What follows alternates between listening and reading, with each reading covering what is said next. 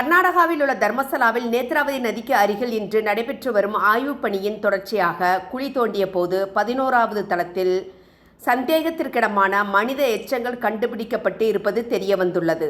Approver கூறியிருப்பது போல் இந்த தளத்தில் மனித எச்சங்கள் கிடைத்திருப்பது மீண்டும் இந்த வழக்கிற்கு கூடுதல் ஆதாரமாக அமைந்துள்ளது. 9 முதல் 12 வரையிலான தளங்கள் நேத்ராவதி ஆற்றின் அருகே நெடுஞ்சாலையின் அருகே உள்ளன. 13வது தளம் நேத்ராவதியை அஜுகுரியுடன் இணைக்கும் சாலையில் உள்ளது. இதற்கிடையே தர்மஸ்தலாவில் ஜிபிஆர் மூலம் ஆய்வு மேற்கொள்ள வேண்டும் என்று வழக்கறிஞர் மஞ்சுநாத் திடீர் கோரிக்கை வைத்துள்ளார்.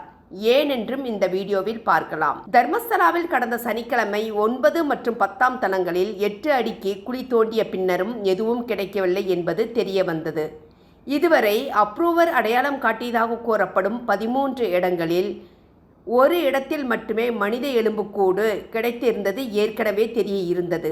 தற்போது 11வது தளத்திலும் கிடைத்திருப்பது இந்த வழக்கிற்கு கூடுதல் ஆதாரமாக அமைந்துள்ளது. ஆனால் அப்ரூவரின் வழக்கறிஞர் மஞ்சுநாத் சிவப்பு நிற ஜாக்கெட், பான் கார்டு ஒன்று, 2 ஆதார் கார்டுகள் கிடைத்திருப்பதாக தெரிவித்திருந்தார். 6வது தளத்தில் மட்டுமே மனித எலும்புக்கூடுகள் 25 உடைந்த நிலையில் காணப்பட்டதாக கூறப்பட்டது. இதற்கிடையே வருவாய்த்துறை மற்றும் பிற துறை அதிகாரிகள் மற்றும் ஊழியர்கள் இல்லாததால் ஞாயிற்றுக்கிழமை, அதாவது நேற்று எந்த பணியும் மேற்கொள்ளப்படவில்லை. இன்று திங்கட்கிழமை மீண்டும் 6வது நாளில் சாட்சியம் புகார் அளித்த தளம் எண் 11 மற்றும் 12 ஆகிய இடங்களில் குழி தோண்டப்பட்டு ஆய்வுகள் நடந்து வருகிறது. அப்ரூவரின் கூற்றுப்படி இந்த தளங்கள் முக்கியமானவை என்று கூறப்பட்டு இருந்தது.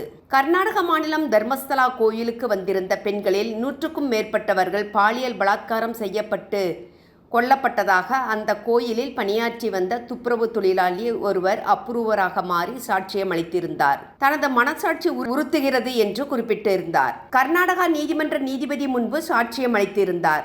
முகத்தில் ஆசிட் ஊற்றி சிதைத்து புதைத்ததாகவும் கூறியிருந்தார். இந்த செய்தி உலகம் முழுவதும் அதிர்ச்சியை ஏற்படுத்தியிருந்தது. கர்நாடகாவில் இருக்கும் தர்மஸ்தலா கோயில் மிகவும் பிரசித்தி பெற்றது. இந்த கோயில் ட்ரஸ்டுக்கு மட்டும் 4 லட்சம் கோடிக்கும் அதிகமான சொத்து இருப்பதாக கூறப்படுகிறது. இந்த ட்ரஸ்டுக்கு சொந்தமாக பல்வேறு கல்லூரிகள், மருத்துவமனைகள், மருத்துவக் கல்லூரிகள், பொறியியல் கல்லூரிகள், ஆயுர்வேத சிகிச்சை மையங்கள் என்று பெரிய சாம்ராஜ்யமே இருக்கிறது. தர்மஸ்தலா கோயிலுக்கு வந்திருந்த பெண்களில் 100க்கும் மேற்பட்டவர்கள் காணாமல் போனதாக கூறப்படுகிறது. ஆனால் 100 இல்லை 400க்கும் மேல் என்று தொடர்ந்து கர்நாடக கம்யூனிஸ்ட் கட்சி குற்றம் சாட்டி வருகிறது. 1979ஆம் ஆண்டு வேதவல்லி என்ற பள்ளி ஆசிரியை தனது குளியல் அறையில் உயிருடன் எரிக்கப்பட்டதாக கூறப்பட்டது.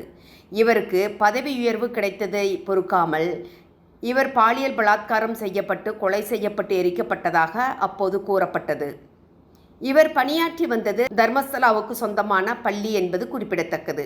இதுகுறித்து நடவடிக்கை வேண்டும் என்று கர்நாடகா கம்யூனிஸ்ட் எம்பி சந்தோஷ்குமார் மத்திய உள்துறை அமைச்சர் அமித்ஷாவுக்கு எழுதியிருந்த கடிதத்தில் குறிப்பிட்டிருந்தார். 1986ஆம் ஆண்டு உள்ளூர் கம்யூனிஸ்ட் தலைவரின் மகளான மாணவி பத்மநாதா கடத்தப்பட்டு பின்னர் நேத்ராவதி ஆற்றில் நிர்வாணமாகவும் உயிரற்ற நிலையும் காணப்பட்டார் என்றும் அவர் அதே கடிதத்தில் குறிப்பிட்டிருக்கிறார்.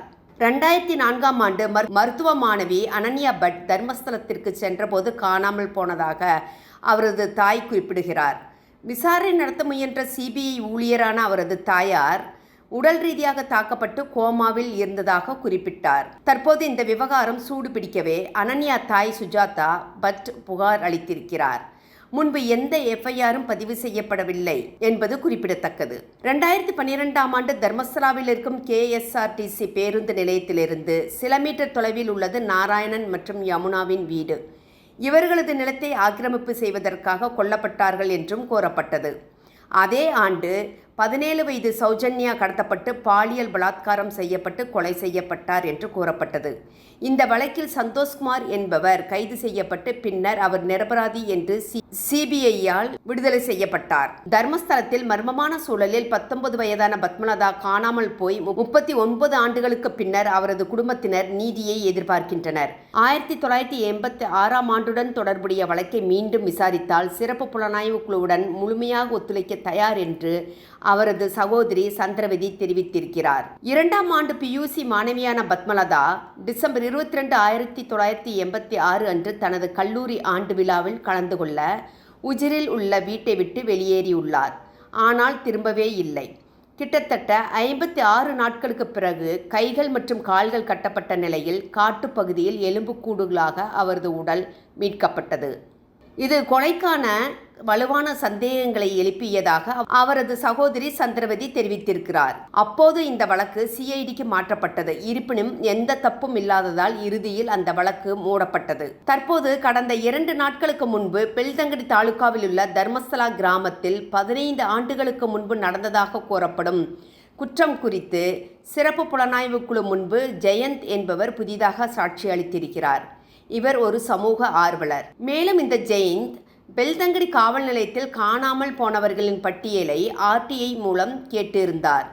ஆனால் காவல்துறை 2000ஆவது ஆண்டில் இருந்து 2015ஆம் ஆண்டு வரையிலான காணாமல் போன மற்றும் அனாதை பிணங்கள் தொடர்பான போஸ்ட்மார்ட்டம் அறிக்கையை, அதாவது UDR எனப்படும் அன்நேச்சுரல் டெத் ரெஜிஸ்டரை அளித்துவிட்டோம், டிஜிட்டல் பதிவும் இல்லை என்று சமூக ஆர்வலர் ஜெயந்துக்கு பதில் அளித்து இருந்தது.